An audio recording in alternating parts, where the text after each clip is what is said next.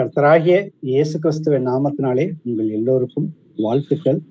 அவருடைய கிருபையும் சமாதானமும் இரக்கமும் சத்தியத்தோடும் அன்பும் நம் அனைவரோடும் இருப்பதாக. ஆமென். ஸோ யாராவது பிரதர்ஸ் அண்ட் சிஸ்டர்ஸ் யாராவது வந்துட்டு இன்னைக்கான பைபிள் ஸ்டடிக்கான ஒரு துவக்க ஜெபத்தை பண்ணலாமா? யாராவது? இப்போ முதல் வசனம் வாசிப்போம். 2 தீமோத்தியில 4:8.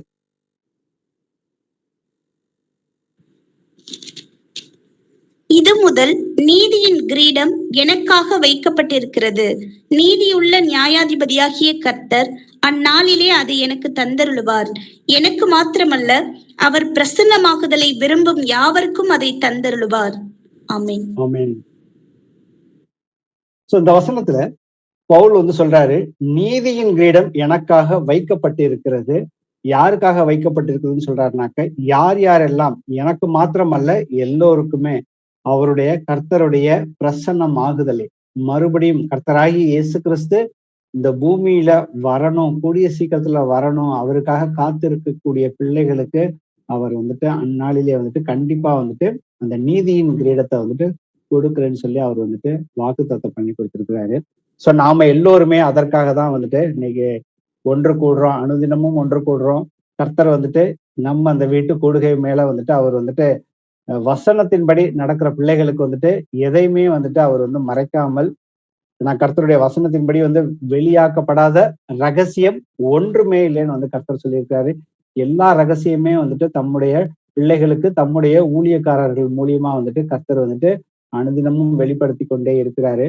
இன்னைக்கு உலகத்துல நடக்கிற யுத்தங்களை குறிச்சுன உலகபூர்வமான அறிவு ஞானம் எல்லாருக்குமே இருக்கு. ஆனா இதெல்லாம் ஏற்கனவே தீர்மானிக்கப்பட்டது. கர்த்தர் இது இப்படிதான் நடக்கும் அப்படின்னு சொல்லி. ஏன்னா அவர் உலக தோற்றத்துக்கு முன்பாகவே என்ன முடிவுங்கிறது கர்த்தருக்கு நன்றாகவே தெரியும். சோ அவர் எல்லா காரியங்களையும் சொன்னதுக்கு அப்புறம் தான் முன்னாடியே நடக்க போற காரியங்களை முன்னாடியே சொல்லிட்டு, அதுக்கப்புறம் ஒவ்வொரு காலகட்டத்திலையும் நடக்கிறப்ப அந்த தீர்க்க தரிசன வசனங்கள் எல்லாம் நாம எல்லோருமே அதை படித்திருப்போம். ஆனா அது நம் கண் முன்னாடி நடக்கும் பொழுது நாம எந்த அளவுக்கு விசுவாசத்துல இன்னும் அதிகமாக வளரணுங்கிறது ஒண்ணுதான் கர்த்தருடைய சித்தமாக இருக்கிறது. ஏன்னா நீதிமான் தேவனுடைய வார்த்தையினால, ஒவ்வொரு வார்த்தையினால அவன் பிழைப்பான்னு சொல்லி இருக்கிறப்ப நாம நம்மை நாமே நிதானித்து அறிந்திருக்கிற பிள்ளைகளாக இருக்கணும். சோ இன்னைக்கு நம்ம தியானிக்க போற வார்த்தைகள் பாத்தீங்கன்னாக்க, இந்த வசனத்துல நீதியுள்ள நியாயாதிபதியாகிய கர்த்தர். சோ இந்த 2 வார்த்தைகளை தான் நம்ம இன்னைக்கு கொஞ்சம் வசனங்கள்ல நாம பார்க்க போறோம். ஏன்னா இன்னைக்கு உலகத்துல நடக்கக்கூடிய காரியங்கள் எல்லாமே கர்த்தர் அவருடைய வார்த்தையில ஏற்கனவே சொல்லி வச்ச மாதிரி அந்தந்த காலகட்டத்துல அதை நேர்த்தியாக நடந்து கொண்டிருக்கிறது.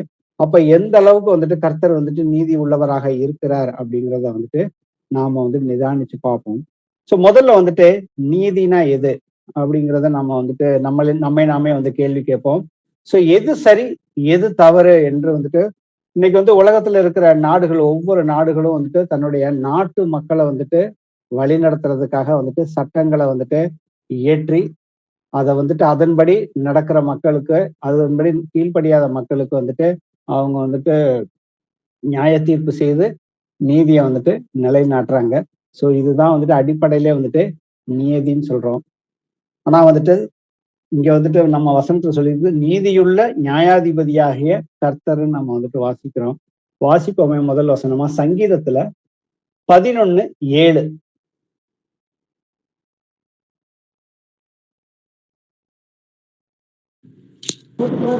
கர்த்தர் நீதியுள்ளவர், நீதியின் மேல் பிரியப்படுவார், அவருடைய முகம் செம்மையானவைகளை நோக்கி இருக்கிறது. சங்கீதத்துல கர்த்தர் என்றென்றைக்குமே நீதி உள்ளவராக தான் இருக்கிறாரு. அதே போல சங்கீதம் 7:11. தேவன் நீதி உள்ள நியாயாதிபதி, அவர் நாள்தோறும் பாவியின் மேல் சிரம் கொள்ளுகிற தேவன். ஆமென். ஆமென். சோ தேவன் நீதி உள்ள நியாயாதிபதினு சொல்லியிருக்காரு. இப்ப நியாயாதிபதி எப்படி இருப்பாரு? நன்மை எது, தீமை எது, நன்மை செய்கிறவர்களுக்கு அவர்களுக்குரிய பலனை கொடுப்பாரு, தீமை செய்கிறவர்களுக்கு அவர்களுக்குரிய பலனை கண்டிப்பா கர்த்தர் கொடுக்கிறாரு. சோ கர்த்தர் நீதியுள்ளவர், அவர் நீதியுள்ள நியாயாதிபதி. சங்கீதம் 119 172 119 172. உமது கற்பனைகள் எல்லாம் நீதி உள்ளவைகள், ஆதலால் என் நாவு உம்முடைய வசனத்தை விவரித்து சொல்லும். ஆமென். ஆமென். சோ உமது கற்பனைகள் எல்லாம் நீதியுள்ளவைகள். சோ உமது கற்பனைகள் அப்படின்னு பாக்குறப்ப வந்துட்டு கர்த்தருடைய வார்த்தைகள் எல்லாமே வந்துட்டு நீதியுள்ள வார்த்தைகள் தான். சோ அந்த வார்த்தைகள் படிதான் வந்துட்டு கர்த்தர் வந்துட்டு எல்லா காலகட்டத்திலையுமே ஆதாம் முதல் அவர் வருகிற வரைக்கும், அடுத்தது 1000 வருட அரசாட்சி அது முடிந்ததுக்கு அப்புறம் வந்துட்டு கர்த்தரோட வந்துட்டு என்றென்றைக்கு இருக்க போற மக்களுக்கு வந்துட்டு அவருடைய வார்த்தை என்ன வார்த்தை சொல்லி இருக்கிறாரோ அதன்படி மட்டும்தான் நடப்பாரு. அவர் எதையுமே வந்து மாற்ற மாட்டாரு. அதனாலதான் வந்து அவருடைய கற்பனைகள் எல்லாம் நீதியுள்ளவைகள்னு சொல்லி இருக்கிறாரு. சங்கீதம் 145 17 வாசி. கர்த்தர் தமது வழிகள் எல்லாம் நீதி உள்ளவரும் தமது கிரியைகளில் எல்லாம் கிருபை உள்ளவருமாய் இருக்கிறார். ஆமென். சோ கர்த்தர் தமது வழிகளில் எல்லாம் நீதி உள்ளவர். எல்லா காலகட்டத்திலயுமே கர்த்தர் வந்துட்டு தான் சொன்ன வார்த்தையின்படிதான் அவர் வந்துட்டு உண்மையும் நேர்மையாகவும் நடக்கிறார். அவர் அதே சமயத்துல வந்துட்டு இரக்கம் உள்ளவர், கிருபை உள்ளவர். ஏன்னா அவர் செய்கிற ஒவ்வொரு காரியங்களிலையும் வந்துட்டு நமக்காக வந்துட்டு எவ்வளவோ காரியங்கள் அவர் வந்து செய்திருக்கிறார். ஆனா நாம எல்லோருமே வந்துட்டு அதற்கு தகுதி இல்லாதவர்கள். அப்படி இருந்தும் வந்துட்டு அவர் நம்ம மேல கிருபையாக இருக்கிறதுனால அவர் செய்கிற காரியங்களில் எல்லாவற்றிலுமே அவர் வந்து நம்ம மேல வந்துட்டு இரக்கம் வைத்து நாம் மனம் திரும்ப வேண்டும். இதுல இருந்து பாவத்திலிருந்து மனம் திரும்ப வேண்டும். சோ கர்த்தர் வந்துட்டு அவருடைய கற்பனைகள் எல்லாம் நீதி உள்ளவர். அதனாலதான் வந்துட்டு கர்த்தர் நீதியுள்ளவர். அவர் நீதியுள்ளவர் ஏன் சொல்றோம்னா அவர் சொன்ன வார்த்தையின்படிதான் வந்துட்டு என்றென்றைக்குமே இருக்கிறாரு. அப்ப முதல்ல வந்துட்டு கர்த்தர் வந்துட்டு இந்த உலகத்தை, ஏன்னா 1 கொலோசியர் 1:16 சொல்றது அவரை கொண்டும் அவருக்கென்றும் இந்த உலகம் முழுவதும் வந்துட்டு சகலமும் வந்துட்டு சிருஷ்டிக்கப்பட்டது. அவர் தனக்காக தான் வந்துட்டு சிருஷ்டிக்கப்பட்டது. அப்ப கர்த்தர் வந்துட்டு முதல் 6 நாள்ல வந்துட்டு எல்லாத்தையுமே வந்து மனிதனே உண்டாக்குனதுக்கு அப்புறம் 6 நாள்ல வந்துட்டு எல்லாமே வந்துட்டு நன்றாய் தான் இருக்குதுன்னு வந்து சொன்னார் கர்த்தர். ஆக்சுவலா அதுக்கப்புறம் வந்துட்டு மனுஷனை வந்துட்டு உண்டாக்கி என்ன பண்ணாரு அப்படிங்கிறதையும் வாசிப்போம். ஆதியாகமத்துல 2வது அதிகாரத்துல 5வது வசனம்.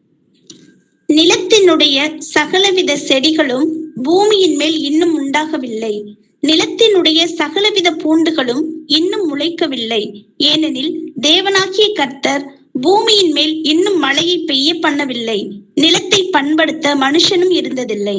ஆமென். ஆமென். அடுத்து வந்து நமக்கு 7வது வசனத்துல மனுஷனை உண்டாக்குறாரு.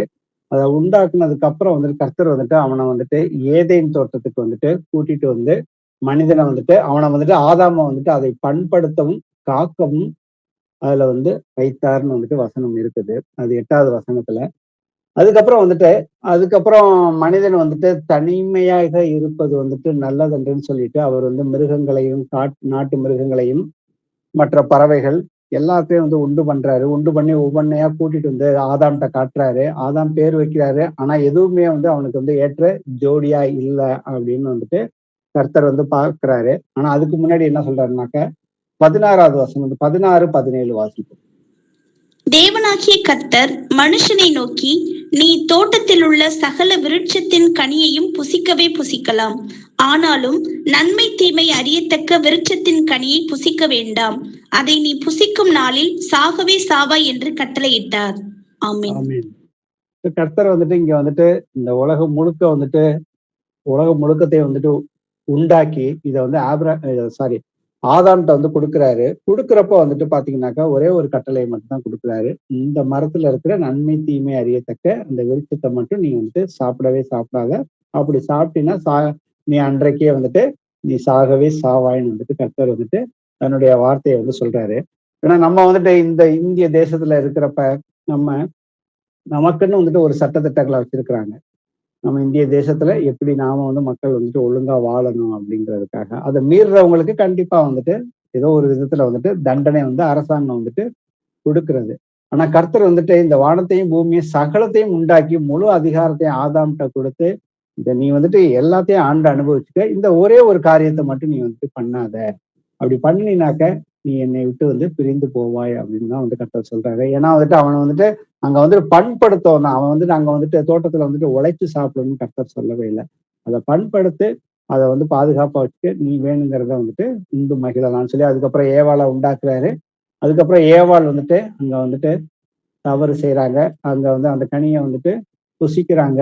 புசிச்சதுக்கு அப்புறம் கர்த்தர் சொன்ன வார்த்தை, அவர் என்ன சொன்னாரு, நீ சாகவே சாவாய்ன்னு சொன்னாரு. அவர் வார்த்தையின்படியே வந்துட்டு கர்த்தர் வந்துட்டு அவர்களை விட்டு அவர் வந்துட்டு அவங்கள வெளியில தள்ளிட்டார், ஏதேன் தோட்டத்தை விட்டு. அவன் ஜீவ விருட்சத்தின் கனியை வந்து என்றைக்கும் அவன் வந்து புசிக்க கூடாது அப்படின்னு சொல்லி அவன் வந்து அந்த தோட்டத்துல இருந்து வெளியே தள்ளுறாரு. அவர்களுக்கு உண்டான என்னென்ன, அவர்கள் தவறு செய்தார்கள், மனம் திரும்பவில்லை. அப்ப அதற்கேற்ற வந்துட்டு ஒவ்வொருத்தருக்கும் ஒவ்வொரு தண்டனையை வந்துட்டு கொடுத்தாரு. ஆதாமுக்கு வந்துட்டு நீ வந்து என்றென்றைக்குமே வந்துட்டு நீ உன் வியர்வை சிந்திதான் வந்துட்டு நீ வேலை செய்துதான் வந்துட்டு சாப்பிடணும் அப்படின்னு சொல்லிட்டு கர்த்தர் வந்து சொல்றாரு. சோ கர்த்தர் வந்துட்டு அவருடைய சொன்ன வார்த்தையின்படி வந்துட்டு அவர் வந்துட்டு நீதி உள்ளவராக தான் வந்துட்டு இருந்தாரு. உபாகமும் 32:4 வாசிப்போம். அவர் கன்மலை, அவர் கிரியை உத்தமமானது, அவர் வழிகள் எல்லாம் நியாயம், அவர் நியாயக்கேடில்லாத சத்தியமுள்ள தேவன், அவர் நீதியும் செம்மையுமானவர். ஆமென். ஆமென். கர்த்தர் வந்துட்டு எந்த வித நியாயக்கேடும் தன்னுடைய வார்த்தையில வந்துட்டு செய்யவே மாட்டாரு. அவர் சொன்னதுதான் வந்துட்டு. அப்ப அவர் வந்து என்றென்றைக்குமே அவருடைய வார்த்தைகள் நீதியுள்ள வார்த்தைகள் அப்படிங்கிறத வந்துட்டு நாம வந்து புரிந்து கொள்ள வேண்டும். ஆதாம் மூலியமா தான் வந்துட்டு இன்னைக்கு வந்து உலகத்துல வந்துட்டு பாவம் வந்துட்டு வந்தது.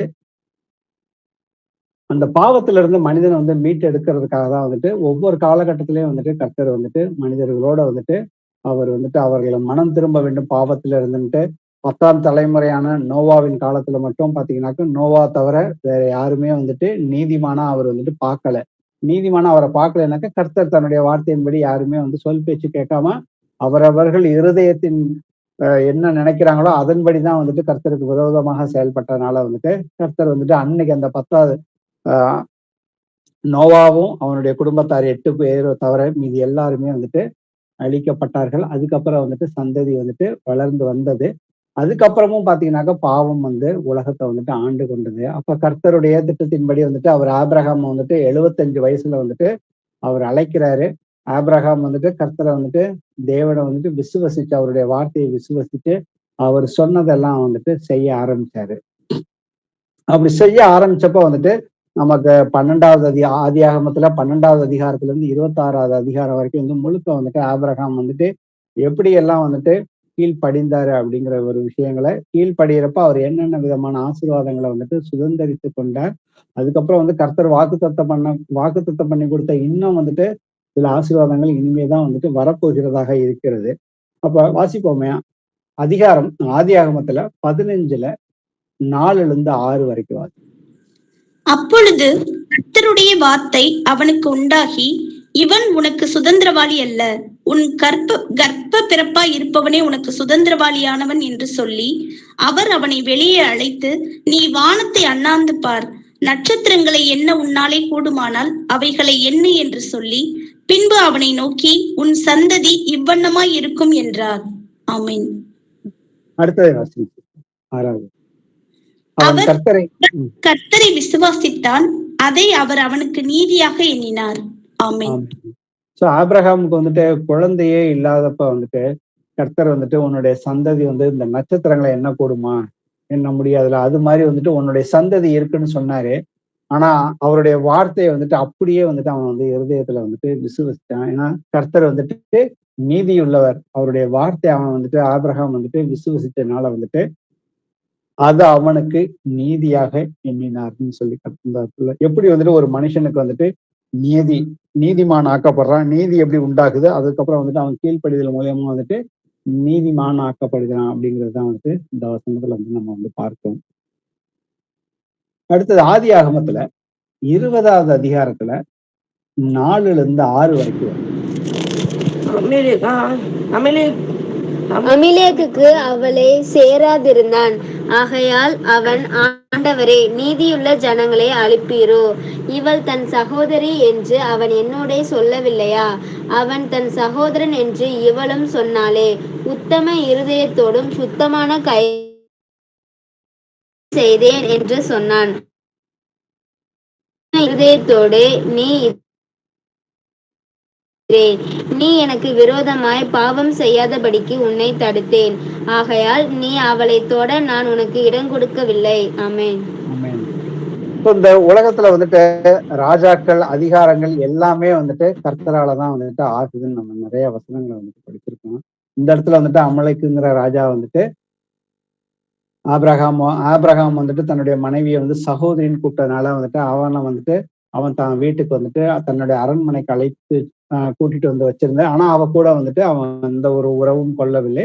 ஆனா அவன் வந்துட்டு அந்த மாதிரி ஒரு திட்டத்தோட இருந்தப்ப வந்துட்டு கர்த்தர் வந்துட்டு அவனுக்கு வந்துட்டு கனவுல வந்துட்டு தரிசனத்துல வந்துட்டு நீ அவளை தொட்டினாக்க நீ வந்துட்டு இறந்து போயிடுவாய் அப்படின்னு சொல்றப்ப வந்துட்டு கர்த்தர்கிட்ட வந்துட்டு அபிமலைக்கு வந்துட்டு நீதி உள்ள ஜனங்களை நீங்க வந்துட்டு அழிப்பீரோ அப்படின்னு வந்து கேட்கிறப்ப வந்துட்டு அதுக்கு அடுத்து வந்து கர்த்தர் சொல்றாரு, நீ வந்து இதை வந்து உன் உத்தம இருதயத்தோட தான் நீ வந்து செஞ்ச.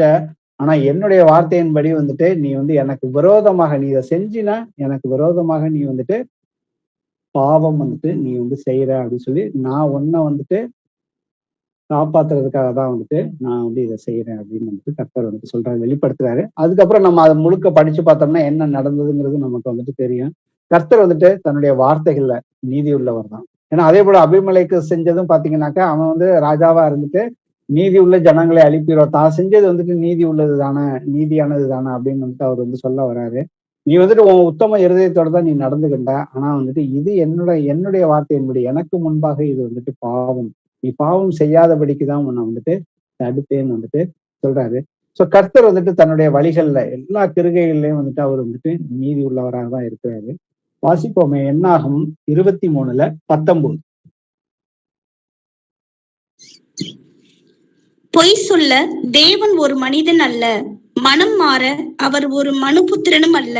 அவர் சொல்லியும் செய்யாதிருப்பாரா? அவர் வசனித்தும் நிறைவேற்றாதிருப்பாரா? ஆமென். ஆமென். சோ கர்த்தர் வந்துட்டு நீதி உள்ளவர். கர்த்தர் எப்படி இருக்கிறார்? அவர் வந்துட்டு ஒரு மனிதன் அல்ல. சோ அவர் வந்துட்டு சர்வ வல்லமை உள்ள தேவன். அவர் எங்கும் இருக்கிறார். அவர் ஆவியாக இருக்கிறார். அவருடைய ஆவிதான் வந்துட்டு அவருடைய வார்த்தைன்னு சொல்லி நமக்கு நிறைய வசனங்கள் வந்துட்டு நமக்கு தெரியும். சோ அவர் வந்துட்டு என்ன ஒரு காரியத்தை வந்துட்டு சொன்னாலும் வந்துட்டு அதை வந்து கண்டிப்பா வந்துட்டு நிறைவேற்றுவாரு. ஆனா ஒரே ஒரு காரியத்துல மட்டும் அவர் வந்துட்டு மனம் மாறுவார்னு வந்து சொல்லியிருக்கிறாரு. பாவத்துக்காக யாராவது வந்துட்டு இப்ப இதே மாதிரிதான் நினிவே பட்டணத்தை வந்துட்டு கர்த்தர் வந்துட்டு தண்டிப்பேன், நீ போய் வந்துட்டு யோனா கிட்ட சொல்லி அனுப்புறாரு. நான் 40 நாள்ல வந்துட்டு அவங்களுக்கு வந்துட்டு தண்டனை தீர்ப்பு வரப்போகிறது. அவங்களுடைய கிருகைகள்ல வந்துட்டு அவங்க கிருகைகள் வந்து கர்த்தருக்கு முன்னாடி வந்துட்டு சரியானதா இல்லை, நீ போய் அதை வந்து அவர்களுக்கு சொல்லுன்னு சொல்றப்ப யோனா போய் அங்க போய் சொல்றாரு. சொன்னதுக்கு அப்புறம் என்ன நடக்குது?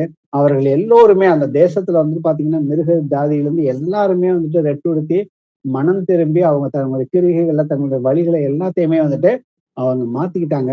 அதுக்கப்புறம் வந்து கர்த்தர் வந்து மனஸ்தாபப்பட்டு அவர் வந்துட்டு அவங்களை அழிக்கிறேன்னு சொன்னாரு. ஆனா வந்துட்டு அவர் வந்துட்டு அதை வந்து அவங்க அழிக்கல. ஏன்னாக்கா கர்த்தர் நீதி உள்ளவர். யாரெல்லாம் மனம் திரும்ப ரெடியா இருக்கிறாங்களோ அவர்களுக்கு எந்த வித தண்டனை தீர்ப்புமே கிடையாது அப்படின்னு வந்துட்டு அவர் வந்துட்டு மனம் மாறுகிறார் அந்த இடத்துல. ஏன்னா வந்துட்டு அவர் மனம் மாறினதுக்கு அப்புறம் வந்துட்டு யோனா வந்துட்டு கர்த்தத்தை வந்து கோச்சிக்கிறாரு. அதுக்கப்புறம் சொல்லுவாரு, இங்க வந்துட்டு 1,20,000 பேருக்கு 1,00,000 மக்களுக்கு மேல வந்து ஆத்துமாக்கள் இருக்கிறது. அவர்களுக்காக நான் வந்துட்டு அவர்களையும் நான் வந்துட்டு பார்க்காம இருக்க முடியுமா அப்படின்னு சொல்லி அந்த யோனா புஸ்தகம் வந்துட்டு அதோட முடியுது. ஸோ கர்த்தர் வந்துட்டு அவருடைய வார்த்தையின்படி வந்துட்டு அவர் வந்துட்டு என்றைக்குமே வந்துட்டு நீதி செய்யதான் வந்துட்டு விரும்புறாரே ஒழிய அவரிடத்துல ஒரு அநீதியுமே வந்துட்டு கிடையாது. ஏன்னா எனக்கு வந்து நன்மை நடந்தாலும் தீமை நடந்தாலுமே வந்துட்டு கர்த்தர் வந்துட்டு என்றென்றைக்குமே வந்துட்டு நல்லவர், அவர் நீதியுள்ளவர். அவருடைய வார்த்தையின்படிதான் வந்துட்டு எல்லாமே வந்துட்டு நடக்கிறது. சோ இன்னொரு விஷயத்தை பார்ப்போமே, யாத்ராகமத்துல 9:27.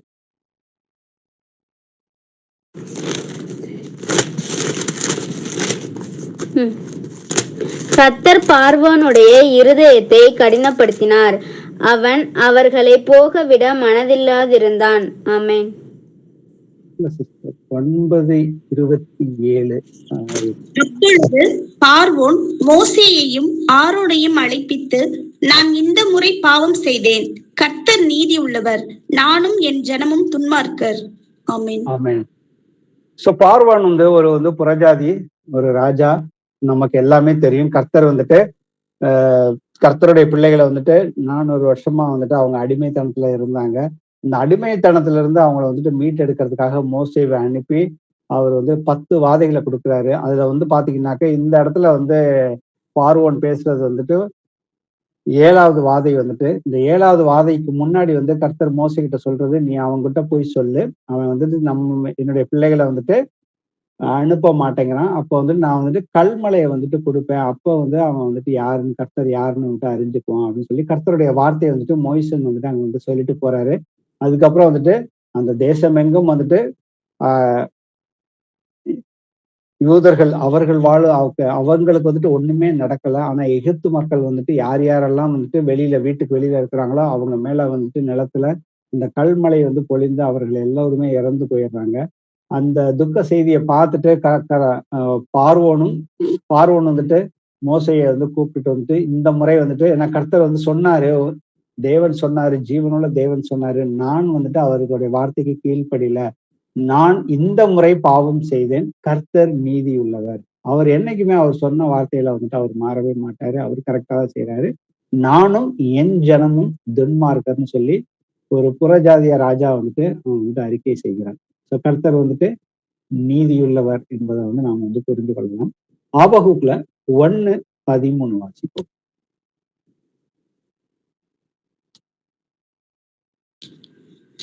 தீமையை பார்க்க மாட்டாத சுத்த கண்ணனே, அநியாயத்தை நோக்கி கொண்டிருக்க மாட்டீரே, பின்னை துரோகிகளை நீர் நோக்கி கொண்டிருக்கிறது என்ன? துன்மார்க்கன் தன்னை பார்க்கிலும் நீதிமானை விழுங்கும் போது நீர் மௌனமாய் இருக்கிறது என்ன? ஆமென். சோ இதுதான் எகிப்துல நடந்துச்சு. இந்த வசனத்தின்படி கர்த்தர் பாவத்தை அவர் அறவே பார்க்க மாட்டாரு, அதை அனுமதிக்கவும் மாட்டாரு. அவரை பாவம் செய்கிறவர்கள் எல்லோருமே ஏன்னா கர்த்தர் ஆதாம உண்டாக்குறப்போ தேவ சாயலாக தான் உண்டாக்குனாரு. அவங்கிட்ட ஒரு பாவம் இல்லை. கர்த்தருடைய வார்த்தைக்கு கீழ்ப்படியாதனால அவன் தேவனுடைய மகிமையை இழந்தான் அப்படிங்கறத நம்ம ஆதியாகமும் 3வது அதிகாரத்துல படித்து தெரிந்து கொள்ளலாம். சோ இததான் ரோமர்லையும் 3வது அதிகாரம் 6:23 இல்ல 3:23 சொல்லிடுது, பாவம் செய்து எல்லா மனுஷருமே தேவனுடைய சாயலை, தேவனுடைய மகிமையற்றவர்களாக மாறிவிட்டோம். ஆனா அந்த மகிமை இழந்து போன மகிமையை தான் கர்த்தர் எப்படி மீட்டெடுத்தார்னா தன்னுடைய வார்த்தையின் மூலியமாக தான். எல்லாவற்றையுமே முன் அறிவிச்சு அவர் ஒவ்வொரு காலங்களையும் ஒவ்வொரு காரியங்களையும் செய்து நம்மளை மீட்டெடுப்பதற்காக அவர் தன்னுடைய வார்த்தையின்படிதான் எல்லாவற்றையும் நடக்கிறாரு. அதனாலதான் அவரை அறிகிற அறிவிலே நாம எந்த அளவுக்கு வளர்றோமோ அந்த அளவுக்கு நாமளும் கர்த்தருடைய வார்த்தையின்படி நீதியை நாம செய்ய முடியும். அந்த நீதியை செய்யறப்ப நாம மேலும் மேலும் பரிசுத்தத்துல அவர் வர அன்னைக்கு வரைக்கும் நடக்க முடியும். ஏன்னா 1 தெசலோனியர் 5:23 சொல்லிடுது, உங்கள் ஆவி ஆத்துமா சரீரம் உங்கள் ஆவி ஆத்துமா சரீரம், இது அனைத்துமே இந்த 3மே அவர் வர அன்னைக்கு இயேசு கிறிஸ்து பிரசன்னமாகும் பொழுது எல்லாமே குற்றமற்றதாக பரிசுத்தமாக இருக்கணும் அப்படின்னு சொல்லிதான் கர்த்தருடைய சுத்தமாக இருக்கிறது. அதுக்கு அவருடைய நீதியுள்ள அந்த கற்பனைகளை நாம எந்த அளவுக்கு அவரை அறிகிற அறிவுல வளர்ந்து அதை தெரிஞ்சுக்கிட்டு அதை நாமும் கடைபிடித்து அதை மற்றவர்களுக்கும் கடைபிடிப்பதற்கு நம்மளுடைய சாட்சிகள் மூலியமாக, கர்த்தருடைய வார்த்தையின் மூலமாக, ஜபத்தின் மூலியமா நாம ஒவ்வொருத்தரும் செய்யணும்.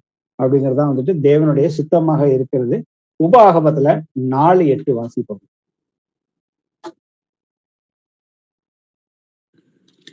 இந்நாளில் நான் உங்களுக்கு விதிக்கிற இந்த நியாயப்பிரமாணம் முழுமைக்கும் ஒத்த இவ்வளவு நீதியுள்ள கட்டளைகளையும் நியாயங்களையும் பெற்றிருக்கிற வேறே பெரிய ஜாதியும் எது? ஆமென். ஆமென். சோ கர்த்தர் மோசேக்கு முதல்ல 10 கட்டளையும் 612 நியமங்களையும் அவர் கொடுத்திருந்தாரு. அது எல்லாமே நீதியுள்ள கட்டளைகள் தான். சோ இந்த மாதிரியான கட்டளை வேற எந்த பெரிய ஜாதியுமே பெற்றுக்கொள்ளல, இஸ்ரவேல் மக்களை தவிர அப்படிங்கிறத சொல்லியிருக்காரு.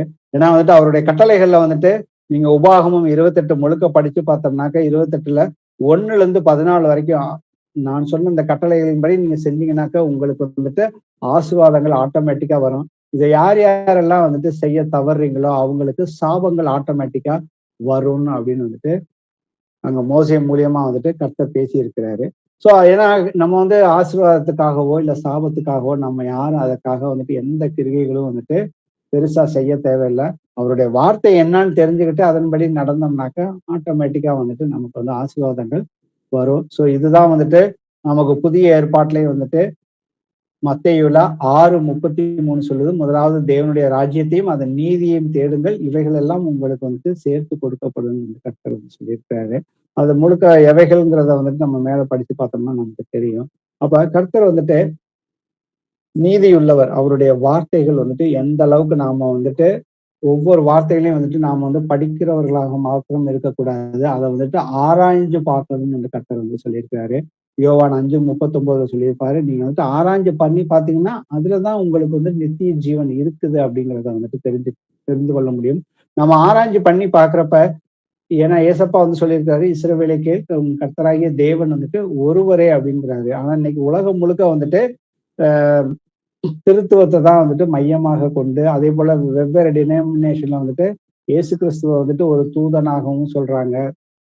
அப்ப பிதாதான் பெரியவர், அவரை வந்து நம்ம வந்துட்டு அவருக்கு நாம வந்துட்டு எல்லா காரியங்களையும் வந்துட்டு முதன்மைப்படுத்தணும் அப்படின்னு வந்துட்டு இன்னைக்கு எவ்வளவு சபைகள் வந்துட்டு வெவ்வேறு விதமா வந்துட்டு போதிக்கிறாங்க.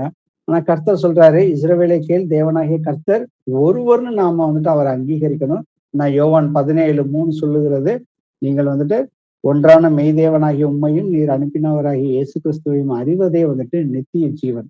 நம்ம ஆராய்ச்சி பண்ணி பார்த்தோம்னாக்க நித்திய ஜீவன் இருக்குது வசனத்துல. அந்த நம்ம இன்னும் நம்ம சரியான விதத்துல ஆராய்ச்சி பண்ண பார்த்தோம்னா தேவன் ஒருவருங்கிறத எப்படி நாம வந்துட்டு புரிந்து கொள்ள முடியும் அவருடைய வசனங்கள். ஏன்னா அவருடைய வசனங்கள் வந்துட்டு இங்கே கொஞ்சம் அங்கே கொஞ்சம் தான் இருக்குதுன்னு சொல்லியிருக்கிறாரு. அவைகள் எல்லாம் வந்துட்டு என்னுடைய ஆவிதான் வந்து சேர்க்கும் என்று கர்த்தர் சொல்லியிருக்காரு. அப்ப நாம எந்த அளவுக்கு வந்துட்டு ஆராய்ச்சி பண்ணி பார்க்கணும். ஏன்னா வந்துட்டு தாகமா இருக்கிறவன், எதற்காக தாகமாக இருக்கிறோம்? நித்திய ஜீவனை வந்துட்டு அவர் வந்து இலவசமா வந்து கொடுக்குறோம். ஏன்னா நான் எல்லா மனிதர்களுமே வந்துட்டு பாவம் செய்து எல்லோருமே தேவனுடைய மகிமையை இழந்துட்டோம். ஆனா வந்துட்டு நான் பாவத்திலிருந்து வெளியே வர்றதுக்கு தயார். முதல்ல வந்துட்டு என்னுடைய பாவத்தை நான் வந்துட்டு அங்கீகரிக்கிறதுக்கு ரெடியா இருக்கணும். இது பாவம். ஏன்னா பாவத்திலிருந்து நான் வெளியில வரேன்னா இல்லையோ, முதல்ல வந்துட்டு இது பாவம். தேவன் என்னை உண்டாக்கினவர் என்னை பார்த்து கொண்டிருக்கிறார். இதற்கு தக்க நீதியுள்ள தண்டனை வந்துட்டு எனக்கு இந்த பூமியில இருக்கிறப்ப எனக்கு கிடைக்கும். அதே போல வந்துட்டு பின்னாளில வந்து இறுதி நாள்ல கர்த்தர் வந்து நியாயம் விசாரிக்கிற அன்னைக்கும் வந்துட்டு நான் கர்த்தரோட என்றைக்கு இருக்க மாட்டேங்கிறத முதல்ல அந்த உணர்வுள்ள இருதயம் வரணும். அந்த இருதயம் வந்ததுக்கு அப்புறம் தான் வந்துட்டு நாம வந்துட்டு இந்த பாவத்துல இருந்து வெளியில வர்றதுக்கு என்ன வழி அப்படிங்கிறத வந்துட்டு அவருடைய சுவிசேஷம், யார் யாரெல்லாம் வந்துட்டு அவரை விசுவசிக்கிறோமோ, அவருடைய மரணத்தையும் உயிர்த்தையும் விசுவசிக்கிற எல்லோருமே வந்துட்டு பாவத்திலிருந்து எதிர்த்து நின்று பாவத்திலிருந்து அவங்க விடுதலை பெறாங்க. அதுக்கப்புறம் ரட்சிப்பு நிறைவேறுவதற்கு அவங்க கடைசி வரைக்கும் வந்துட்டு இந்த உலகத்துல போராட்டம் உண்டுன்னு வந்து ஏசப்பா சொல்லியிருக்காரு. அதை வந்துட்டு அவருடைய பலத்தினால நாம் வந்துட்டு எல்லா காரியத்திலையும் வந்துட்டு எதிர்த்து போராட முடியும். வாசிப்போமே, யோவான் 17:25. நீதியுள்ள பிதாவே, உலகம் உம்மை அறியவில்லை, நான் உம்மை அறிந்திருக்கிறேன். நீர் என்னை அனுப்பினதை இவர்களும் அறிந்திருக்கிறார்கள். ஆமென். ஆமென்.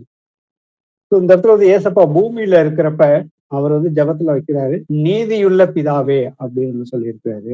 இப்ப நீதியுள்ள பிதாவே அப்படிங்கிறப்ப வந்துட்டு பிதா எப்படி இருக்கிறாரு? தேவன் ஆவியாக இருக்கிறார். அவரை தொழுது கொள்ளுகிறவர்கள் ஆவியோடும் உண்மையோடும் தொழுது கொள்ள வேண்டும் என்று சொல்றாரு. நான் சொல்லுகிற வார்த்தைகள் எல்லாமே ஆவியும் ஜீவன் உள்ளதாகவும் இருக்கிறதுன்னு வந்து இன்னொரு இடத்துல வந்துட்டு யோவான் 6:63 வந்துட்டு கர்த்தர் வந்து சொல்லியிருக்காரு. சோ இந்த வசனங்களை வச்சு பார்த்தோம்னாக்க இந்த 2 வசனத்தையும் வச்சு பார்த்துட்டு நீதியுள்ள பிதாவே அப்படின்னு வந்து சொல்றப்ப வந்துட்டு பிதா வந்துட்டு ஆவியாக இருக்கிறார். அவருடைய வார்த்தைகள் தான் வந்துட்டு ஆவியும் ஜீவனுமாக இருக்கிறதுன்னு சொல்றாரு. அததான் வந்துட்டு 1 தீமோத்தியில 3:16 நம்ம வந்து இதோட இந்த வசனங்களோட வந்துட்டு நாம ஒன்று சேர்த்து ஆராய்ச்சி பண்ணி பார்த்தோம்னு வச்சுக்கோங்களேன். தேவ பக்திக்குரிய ரகசியமானது யாவரும் ஒப்புக்கொள்ளுகிறபடியே மகா மேன்மையுள்ளது. தேவன் மாமிசத்தில் வெளிப்பட்டார், ஆவியிலே நீதியுள்ளவர் என்று விளங்கப்பட்டார், தேவ தூதர்களால் காணப்பட்டார், புறஜாதிகளிடத்திலே பிரசங்கிக்கப்பட்டார், உலகத்திலே விசுவாசிக்கப்பட்டார், மகிமையிலே ஏறெடுத்துக் கொள்ளப்பட்டார். சோ இந்த இடத்துல நாம வந்து கவனிக்க வேண்டிய விஷயம் வந்து 2 விஷயம் தான். தேவன் வந்துட்டு ஆவியாக இருக்கிற தேவன் வந்து மாமிசத்துல வெளிப்பட்டாரு. அதுக்கப்புறம் வந்துட்டு ஆவியிலே நீதி உள்ளவர் என்று விளங்கப்பட்டார். கர்த்தராகிய இயேசு கிறிஸ்து வார்த்தையான தேவன் வந்துட்டு மாம்சத்துல வெளிப்பட்டாரு. வெளிப்பட்டு நம்மளுடைய பாவங்களுக்காக அவர் மரித்து அடக்கம் பண்ணப்பட்டு 3 நாள் கழித்து வந்துட்டு அவர் உயிரோடு வந்தப்ப மாம்சத்துல வரல, அவர் ஆவிக்குரிய சரீரத்துல வந்தாரு. சோ கர்த்தர் வந்துட்டு ஆவியிலே நீதி உள்ளவர் என்று விளங்கப்பட்டார். இந்த வசனங்களை எல்லாமே சேர்த்து பார்த்தோம்னாக்க தேவன் ஒருவர் தான். தேவன் பிதாவாகிய தேவன் வந்துட்டு நம்முடைய கர்த்தராகிய இயேசு கிறிஸ்து என்ற நாமத்துல வந்துட்டு மாம்சத்துல வந்துட்டு வெளிப்பட்டார் அப்படிங்கிறத வந்துட்டு நாம் வந்துட்டு புரிந்து கொள்ள முடியும். யோவான்ல 14:10 வாசிப்போம். நான் பிதாவிலும் பிதா என்னிலும் இருக்கிறதை நீ விசுவாசிக்கிறதில்லையா? நான் உங்களுடனே சொல்லுகிற வசனங்களை என் சுயமாய் சொல்லவில்லை, என்னிடத்தில் வாசமாய் இருக்கிற பிதாவானவரே இந்த கிரியைகளை செய்து வருகிறார். ஆமென். இங்க இடத்துல ஏசப்பா சொல்றாரு, நான் பிதாவிலும் பிதா என்னிலும் இருக்கிறதை விசுவசிக்கிறது இல்லையா அப்படிங்கிறப்ப வந்துட்டு நம்ம வந்து இயேசு கிறிஸ்துவ அவங்க யூதர்கள் பார்த்த பொழுது வந்துட்டு பிதாவை எப்படி நாம இவர்கிட்ட பார்க்க முடியும், பிதாவை தான் ஒருத்தருமே பார்க்க முடியாது அப்படின்னு வந்துட்டு அவர்களுக்குள்ள வந்து அநேக கேள்விகள் உண்டு. ஏன்னா மோய்சன் வந்து சொல்லியிருக்கிறாரு பழைய ஏற்பாட்டுல வந்துட்டு அவங்க இருக்கிறப்ப வந்துட்டு தேவனை வந்து ஒருத்தருமே வந்துட்டு கண்டு உயிரோடு இருப்பதில்லைன்னு சொல்றாரு. இவர் வந்துட்டு எப்படி சொல்றாரு, இவருக்குள்ள இருக்கிறாருன்னு சொல்றாரு. அப்படிங்கிறப்ப வந்துட்டு சொல்றாரு, நான் சொல்லுகிற வசனங்கள், ஏன்னா வந்து தேவன் வந்து வார்த்தையாக இருக்கிறார், நான் சொல்லுகிற வசனங்கள் என் சுயமாய் சொல்லவில்லை, என்னிடத்தில் வாசமாய் இருக்கிற பிதாவானவரை இந்த கிரியைகளை செய்து வருகிறார் அப்படிங்கிறாரு. சோ இன்னொரு இடத்துல வந்துட்டு யோவான் 5:37-38 வாசிப்போம்.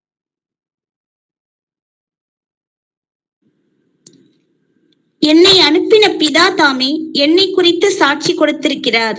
நீங்கள் ஒரு காலம் அவர் சத்தத்தை கேட்டதும் இல்லை, அவர் ரூபத்தை கண்டதும் இல்லை. அவர் அனுப்பினவரை நீங்கள் விசுவாசியாதபடியால் அவருடைய வசனம் உங்களில் தரித்திருக்கிறதும் இல்லை. ஆமென். சோ அவர் வந்து யூதர்கள்ட்ட தான் பேசுறாரு. அங்க வந்துட்டு மோய்சன் மூலியமா உபாகமத்துல 18:18 சொல்றாரு, நான் வந்து பின்னாளிலே வந்துட்டு என்னை போல ஒரு தீர்க்கதரிசியை வந்து கர்த்தர் வந்துட்டு உங்களுக்கு வந்துட்டு எழுப்புவாரு, அவருடைய வந்துட்டு நீங்க வந்து சொல்ல கேட்கணும், அவர் சொல் பேச்சு கேட்காதவர்களை எல்லோருமே வந்துட்டு அவர் வந்து அவங்க ஜனத்துல இருந்து இல்லாதபடி அவர் வந்து பிரிச்சிருவாரு அப்படின்னு வந்து கர்த்தர் அங்க வந்து மோய்சன் சொல்றாரு. சோ அந்த மோய்சன், ஏன்னா அது வந்து பிதா சொன்ன வார்த்தை, அந்த வார்த்தையை நீங்க நம்ப மாட்டேங்கிறீங்க. பிதா என்ன குறித்த அநேக சாட்சிகள் வந்துட்டு மோய்சன் மூலியமா நிறைய சொல்லியிருக்காரு, பழைய ஏற்பாட்டு தீர்க்கதரிசிகள் சொல்லியிருக்கிறாங்க. நீங்க எதையுமே நீங்க வந்துட்டு விசுவசிக்கல. ஏன்னா அதற்கு அடிப்படையான காரணம் வந்துட்டு அவர் வந்துட்டு அவருடைய வசனம் வந்துட்டு உங்களிடத்துல தரித்து இருக்கவில்லைன்னு வந்து கர்த்தர் சொல்றாரு. இங்க வந்துட்டு ஏசப்பா சொல்றாரு. சோ யோவான்ல 17:25 சொல்லியிருக்கபடி வந்துட்டு நீதி உள்ள பிதாவே அப்படின்னு வந்து ஏசப்பா வந்துட்டு சொல்றாரு. சோ கர்த்தர் வந்துட்டு என்றைக்குமே வந்துட்டு நீதி உள்ளவர் என்பதை இந்த வசனத்தின் மூலியமா வந்துட்டு புரிந்து கொள்ள முடியும். ஸோ 1 பேதுரு 1:17 வந்துட்டு சொல்லுது, பட்சபாதம் இல்லாமல் அவனவனுடைய கிருகைகளின்படி நியாயம் தீர்க்கிறவரை பிதாவாக நாம் தொழுது கொண்டு வருகிறபடினால் இங்கே பரதேசிகளாக சஞ்சரிக்கும் அளவும் பயத்துடனே நடந்து கொள்ளுங்கள் அப்படின்னு சொல்றாரு.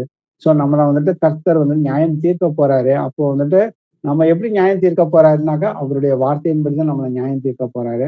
அப்ப நாம வந்துட்டு அவரை ஏற்றுக்கொண்ட அனைவருமே வந்துட்டு எந்த அளவுக்கு வந்துட்டு நாம வந்துட்டு பயபக்தியோட வந்துட்டு இருக்கணும், அவருடைய வார்த்தைக்கு உத்தம இருதயத்தோட நடந்து கொள்ளணும், கிருகைகள்ல காட்டணும் அப்படிங்கிறத வந்துட்டு சொல்லியிருக்காரு.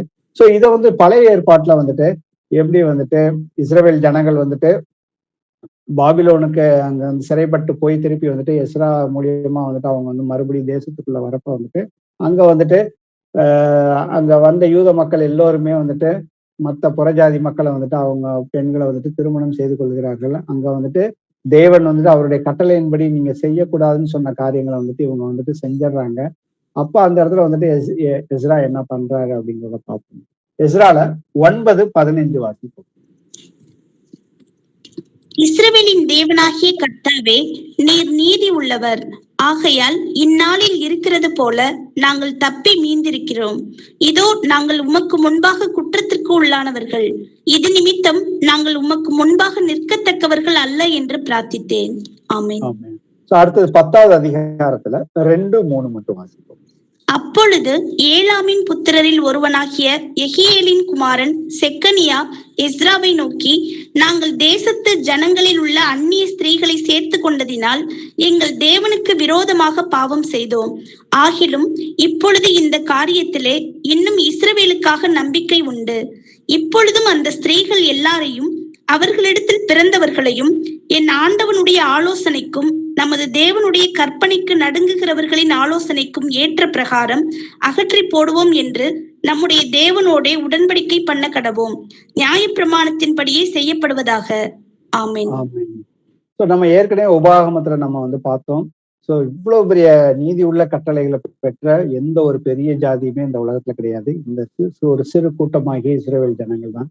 சோ இவங்க எல்லா கட்டளைகளும் அறிந்திருந்துமே ஏன்னா இவர்கள் கட்டளைகளை அறிந்திருக்கிறார்கள். அதோட அவர்களோட கர்த்தரோட விருத்த சேதனத்தின் மூலியமாக உடன்படிக்கை செய்தவர்கள்.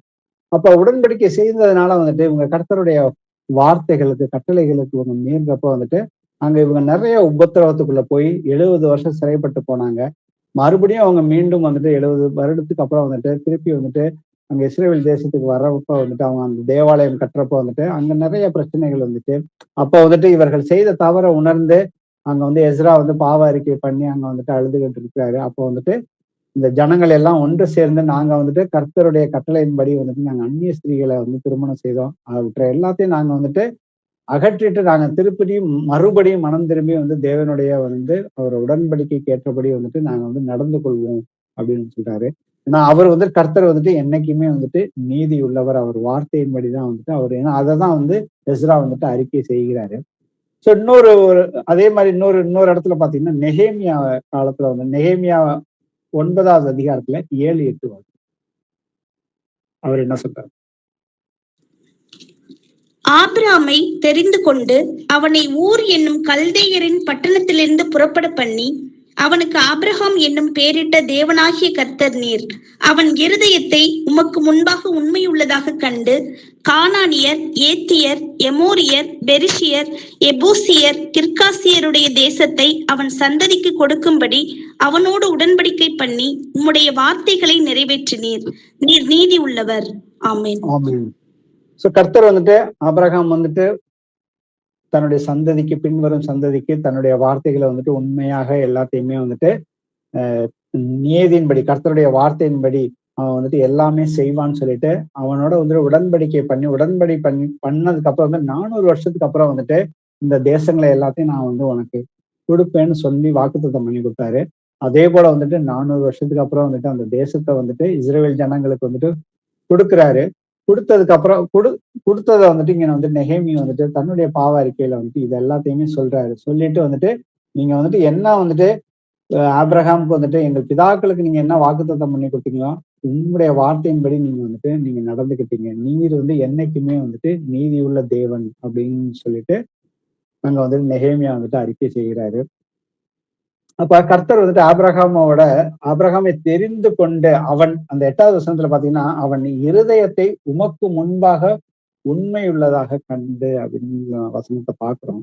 சோ இந்த இடத்துல கர்த்தர் ஒவ்வொருத்தருடைய இருதயத்தை தான் ஆராய்ந்து பார்க்கிறவராக இருக்கிறார். ஏன்னா அவர் நீதி உள்ள நியாயாதிபதியாகவும் இருக்கிறாரு. சங்கீதம் 7:9 வாசிப்போம்.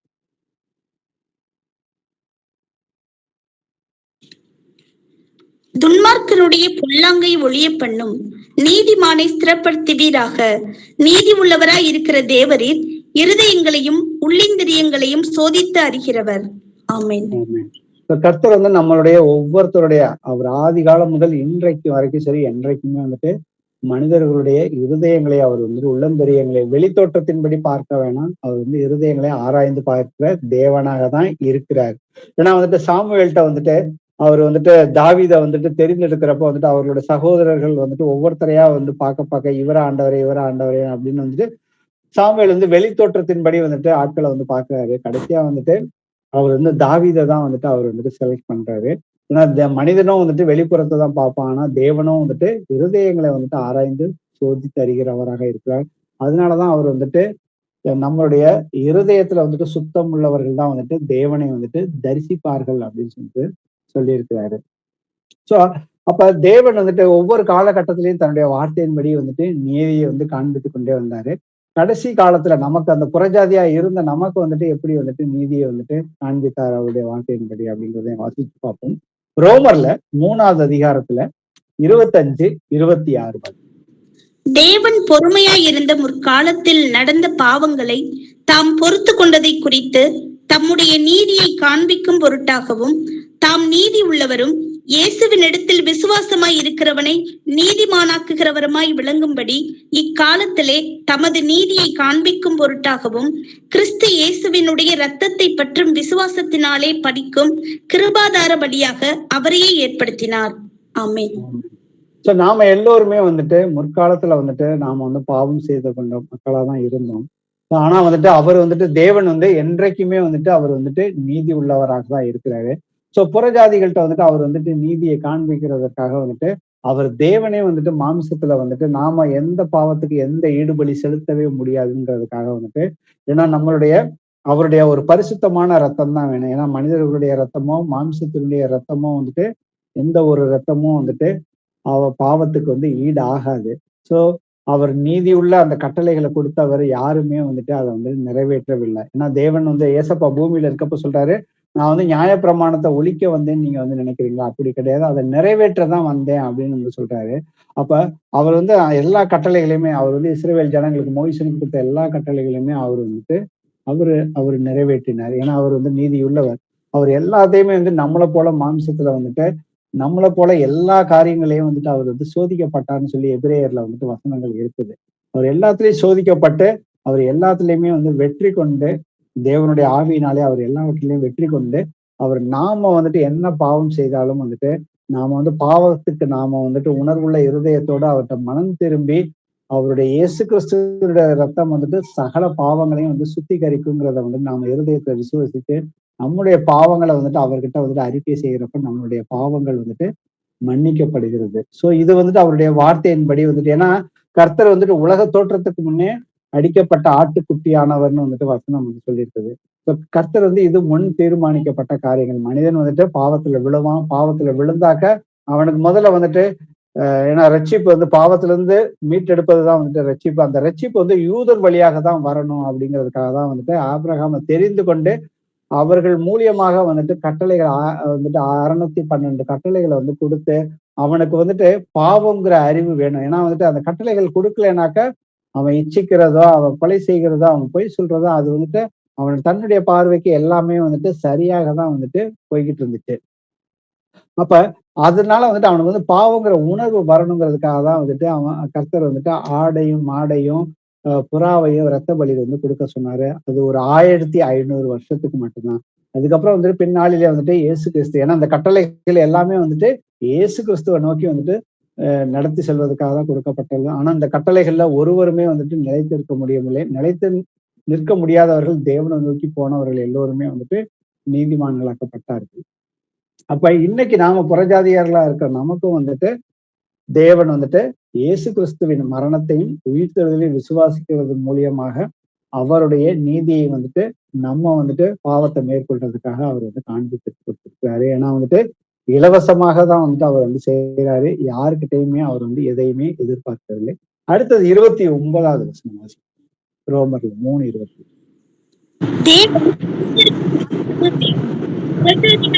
தேவன் அல்லவா? ஆம், புறஜாதிகளுக்கும் அவர் தேவன் தான். அடுத்த 30 வாசி. விருத்த சேதனம் உள்ளவர்களை விசுவாசத்தினாலும் விருத்த சேதனம் இல்லாதவர்களை விசுவாசத்தின் மூலமாயும் நீதிமான்களாக்குகிற தேவன் ஒருவரே. ஆமென். சோ தேவன் வந்துட்டு பிதாவாகிய தேவன் வந்து யூதர்களுக்கு மாத்திரமா தேவன் இல்ல கேள்வி கேட்கிறாரு. அடுத்தது புறஜாதிகளுக்கும் தேவன் அல்லவா? ஆம், புறஜாதிகளுக்கும் அவர் தேவர் தான். அப்ப வந்துட்டு புறஜாதியா இருக்கிற நமக்கும் வந்துட்டு பிதாவாகிய தேவன் வந்துட்டு நமக்கும் வந்துட்டு தேவன் தான். அது வந்து 2 விதமா வந்துட்டு அது வந்து நடந்துச்சு. பழைய ஏற்பாட்டு காலத்துல வந்துட்டு விருத்த சேதனம் உள்ளவர்கள் விசுவாசத்தினாலும். ஏன்னா விருத்த சேதனம் உள்ளவர்கள் விசுவாசத்தினாலும்னா அது எப்படிங்கிறத வந்துட்டு நீங்க ஆதி ஆகமத்துல 17வது அதிகாரம் முழுக்க நாம வந்து படிச்சு பார்த்தோம்னாக்க நமக்கு தெரியும். கர்த்தர் வந்துட்டு ஆபிரகாமை கூப்பிட்டு இதுதான் என்னுடைய உடன்படிக்கை அப்படின்னு சொல்லிட்டு, நீ எனக்கு முன்பாக உத்தமனாக நீ எல்லா காரியத்திலையும் நீ நடந்து கொள் அப்படின்னு சொல்லிட்டு தன்னுடைய உடன்படிக்கை சொல்றாரு. விருத்த சேதனம் பண்ணணும், நீனும் உன் வீட்டாரும் யாரெல்லாம் விருத்த சேதனம் பண்றாங்களோ அவர்கள் வந்துட்டு நான் உனக்கு தேவனாக இருப்பேன்னு வந்து கர்த்தர் வந்து சொல்றாரு. அப்ப அவர்கள் வந்துட்டு அப்ப வந்து தேவன் சொன்ன அந்த வார்த்தையை வந்துட்டு அவன் வந்துட்டு ஆபிரகாம் வந்துட்டு விசுவசிச்சு அன்றைய தினமே, அவனுக்கு வயது வந்து அன்னைக்கு வந்து 99 வயது, அவன் அன்றைய தினமே வந்துட்டு விருத்த சேதனம் பண்ணி அவனும் அவனுடைய பிள்ளைகள் அவனுடைய வேலைக்காரனும் வீட்டார் எல்லோருமே ஆண்கள் எல்லோருமே வந்துட்டு விருத்த சேதனம் பண்ணினார்கள். அதுக்கப்புறம் ஈசாக்கும் அதுக்கப்புறம் வந்து யாக்கோபு அதுக்கப்புறம் வந்துட்டு இஸ்ரவேல் ஜனங்கள் எல்லோருமே வந்துட்டு விருத்த சேதனம் பண்ணி கொண்டார்கள். அது எல்லாமே எப்படின்னாக்க விசுவாசத்தினால்தான் வந்துட்டு அவர்கள் வந்து விருத்த சேதனம் பண்ணார்கள். அதே போலதான் வந்துட்டு விசுவாசம் இல்லாதவர்களை விசுவாசத்தின் மூலமாக நீதிமான்களாக்குற தேவன் ஒருவரே அப்படின்னு சொல்றாரு. நம்மளை எப்படி வந்துட்டு அதே போலதான் விருத்த சேதனம் தான் ஞானஸ்தானத்துக்கு அவரை வந்து என்னுடைய பாவத்துக்காக அவர் வந்து விசுவாசம் உள்ளவனாகி ஞானஸ்தானம் பெறுகிறவன் தான் வந்துட்டு ரட்சிப்படைகிறான்னு சொல்றாரு. அப்ப விசுவாசம் இல்லாதவர்களாகிய நாம் எல்லோருமே வந்துட்டு விசுவாசத்தின் மூலியமா தான் வந்துட்டு, ஆனா இதை நடப்பிக்கிறவர் வந்து தேவன் வந்துட்டு ஒருவர் தான். அந்த தேவனே வந்து மாம்சத்துல வெளிப்பட்டாருங்கிறத வந்துட்டு நாம வந்துட்டு இதுல வந்து புரிந்து கொள்ள முடியும். எபேசியர்ல 2வது அதிகாரத்துல 11-12 வாசிங்க, இல்ல 19 வரைக்கும் வாசிங்க. 11 ஆனபடியினாலே முன்னே மாம்சத்தின்படி புறஜாதியாராய் இருந்து மாம்சத்தில் கையினாலே செய்யப்படுகிற விருத்த சேதனம் உடையவர்களால் விருத்த சேதனம் இல்லாதவர்கள் எண்ணப்பட்ட நீங்கள் அக்காலத்திலே கிறிஸ்துவை சேராதவர்களும் இஸ்ரவேலுடைய காணியாட்சிக்கு புறம்பானவர்களும் வாக்குத்தத்தத்தின் உடன்படிக்கைகளுக்கு அந்நியரும் நம்பிக்கை இல்லாதவர்களும் இவ்வுலகத்தில் தேவன் அற்றவர்களுமாய் இருந்தீர்கள் என்று நினைத்துக் கொள்ளுங்கள். முன்னே தூரமாய் இருந்த நீங்கள் இப்பொழுது இயேசு கிறிஸ்துவின் இரத்தத்தினாலே சமீபமானீர்கள். எப்படியெனில் அவரே நம்முடைய சமாதான காரணராகி இரு திறத்தாரையும் ஒன்றாக்கி பகையாக நின்ற பிரிவினையாகிய நடுச்சுவரை தகர்த்து சட்டத்திட்டங்களாகிய நியாயப்பிரமாணத்தை தம்முடைய மாம்சத்தினாலே ஒழித்து இரு திறத்தாரையும் தமக்குள்ளாக ஒரே புதிய மனுஷனாக சிருஷ்டித்து இப்படி சமாதானம் பண்ணி பகையை சிலுவையினால் கொன்று அதனாலே இரு திறத்தாரையும் ஒரே சரீரமாக தேவனுக்கு ஒப்புரவாக்கினார். அல்லாமலும் அவர் வந்து தூரமாயிருந்த உங்களுக்கும் சமீபமாயிருந்த அவர்களுக்கும் சமாதானத்தை சுவிசேஷமாக அறிவித்தார். அந்தபடியே நாம் இரு திறத்தாரும் ஒரே ஆவியினாலே பிதாவினிடத்தில் சேரும் ஸ்லாக்கியத்தை அவர் மூலமாய் பெற்றிருக்கிறோம். ஆகையால் நீங்கள் இனி அந்நியரும் பரதேசிகளுமாய் இராமல் பரிசுத்தவான்களோட ஒரே நகரத்தாரும் தேவனுடைய வீட்டாருமாய் இருந்து அப்போஸ்தல தீர்க்கதரிசிகள் என்பவர்களுடைய அஸ்திபாரத்தை நாம வந்துட்டு முன்னாடி வந்துட்டு மாமிசத்தின்படி வந்துட்டு புறஜாதியாக இருந்தோம். நாம வந்துட்டு விருத்த சேதனம் பண்ணவங்க வந்துட்டு இஸ்ரவேல் மக்கள் தான். ஆனா அவர்களால விருத்த சேதனம் படாதவர்கள் எல்லோருமே வந்துட்டு புறஜாதிகள்னு வந்துட்டு நம்ம வந்துட்டு இங்க வந்துட்டு கர்த்தர் வந்துட்டு சொல்லியிருக்கிறாரு. ஏன்னா வந்துட்டு அவர் வந்துட்டு உடன்படிக்கை பண்றப்ப வந்துட்டு நான் மட்டும் உனக்கு மட்டும்தான் வந்துட்டு தேவன் வந்துட்டு சொல்லியிருக்கிறாரு.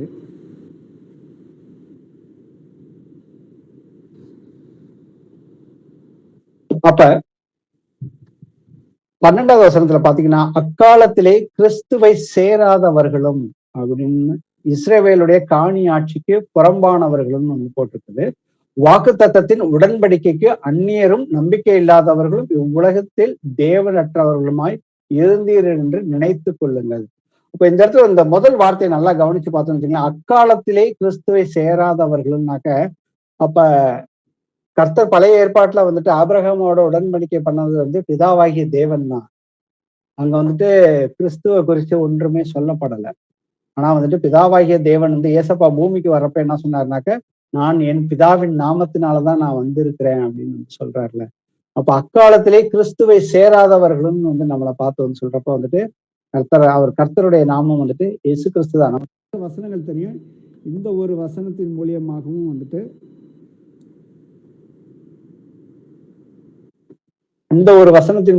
வந்துட்டு நம்ம வந்துட்டு அந்த திருத்துவங்கிற ஒரு காரியம் வந்து இல்லைங்கிறத வந்துட்டு நாம் வந்து புரிஞ்சுக்கணும். ஏன்னா அக்காலத்திலே அப்படிங்கிறப்ப வந்துட்டு பழைய ஏற்பாட்டு காலத்துல தான் வந்துட்டு கிறிஸ்துவை சேராதவர்கள்னாக்க இயேசு கிறிஸ்து வந்துட்டு நமக்கு வந்துட்டு சிலுவைக்கு போனதுக்கு அப்புறம் தான் நம்ம எல்லாருமே வந்துட்டு இயேசு கிறிஸ்துவை சேர்ந்தவர்கள். ஆனா பழைய ஏற்பாட்டு காலத்திலேயே வந்துட்டு மோய்சனோட வந்துட்டு, ஏன்னா மோய்சனுக்கு வந்துட்டு இயேசு கிறிஸ்து இருக்கிறார், இயேசு கிறிஸ்துவ குறித்து வந்துட்டு தெரியுங்கிறது வந்துட்டு நம்ம எபிரேயர்ல 11வது அதிகாரம் முழுக்க நம்ம வந்து படிச்சு பார்த்தோம்னாக்க வந்துட்டு கிறிஸ்துவுக்கு வரும் பாடுகளை வந்துட்டு அவன் வந்துட்டு அதுவே போதும் அப்படின்னு சொல்லிட்டு அவன் வந்துட்டு சுகபோகமா இருக்கணுங்கிறத வந்து விரும்பாம வந்துட்டு அந்த பாடுகளே எனக்கு வந்து நித்திய ஜீவனுக்கு வழிவகுக்குங்கிறதுக்காக அவன் வந்து அந்த ஒரு கிறிஸ்துவுக்குரிய பாதையை வந்துட்டு அவன் வந்து தெரிந்து கொண்டாங்கிறத வந்துட்டு நாம் வந்து புரிந்து கொள்ள முடியும். சோ அதுக்கப்புறம் வந்துட்டுக்காக வந்துட்டுதான் வந்துட்டு நமக்கு எதுக்காக சட்டத்திட்டங்களை வந்து கர்த்தர் கொடுத்தாரு. அவரே வந்துட்டு இதை எல்லாத்தையும் வந்து சிலுவை மரணத்தின் மூலியமாக நம்ம இரு தரத்தாரையுமே வந்துட்டு ஒரே சரீரமாக்கி அதை வந்து ஒரே ஆவியினால வந்துட்டு அவர் மூலியமாக வந்துட்டு இயேசு கிறிஸ்துவின் மூலியமாக நாம வந்துட்டு பிதாவிடத்துல வந்துட்டு ஒப்புரவாகணுங்கிறது தான் வந்துட்டு கர்த்தருடைய சித்தமாக இருக்கிறது. சோ இதை நாம வந்துட்டு புரிந்து கொள்ளணும். சோ இதை குறித்து அதான் தீர்க்க தரிசனங்கள் பழைய ஏற்பாட்டுல இயேசு கிறிஸ்து எப்ப வருவார், எப்படி வருவாருங்கிறது குறித்து இருக்குது. ஏன்னா கர்த்தர் வந்து தன்னுடைய வார்த்தைகள்ல இயேசு கிறிஸ்து என்ன காலகட்டத்துல வருவார் அப்படின்னு வந்துட்டு தானியேல் தீர்க்க தரிசனமா 70 வார தீர்க்க தரிசனங்கள் எவ்வளவு துல்லியமாக வந்துட்டு நிறைவேறியது. அதே தான் வந்துட்டு 12வது அதிகாரத்துல வந்துட்டு 12வது அதிகாரத்துல வந்துட்டு கர்த்தர் வந்துட்டு எந்த காலகட்டத்துல எந்த வருஷத்துக்குள்ள வருவேங்கிற தீர்க்க தரிசனத்தையும் வந்துட்டு சொல்லியிருக்கிறாரு. ஜெருசலேம் வந்துட்டு புறஜாதியார்கள் வந்துட்டு ஒரு காலகட்டம் வரைக்கும் வந்துட்டு அங்க வந்து மிதிக்கப்படும் போட்டிருக்குது. அது எல்லாத்தையுமே வந்து தன்னுடைய வார்த்தையில வந்துட்டு முன்னாடியே முன்னறிவிச்சு நம்மளை வந்துட்டு இன்று வரைக்கும் வந்துட்டு வழி நடத்திட்டு வராரு ஆக்சுவலா. அப்ப எந்த அளவுக்கு நாம வந்துட்டு இந்த ஒவ்வொரு அவருடைய வார்த்தைகளை வந்துட்டு எந்த அளவுக்கு நாம வந்துட்டு எவ்வளவு ஜாக்கிரதையா வந்துட்டு எவ்வளவு சீரியஸா நாம எடுத்துக்கொள்றோம். ஏன்னா இன்னைக்கு வந்துட்டு போன வாரம் ஒரு சகோதரரை வந்து ஒரு வயதான சகோதரரை வந்து பார்த்து சுவிசேஷம் சொல்றதுக்கு போனோம். ஒரு ரோமன் கத்தோலிக்கர் தான். ஆனா அவர்கிட்ட வந்து சுவிசேஷம் அவர் ஒரு 80 வயசு இருக்கும்.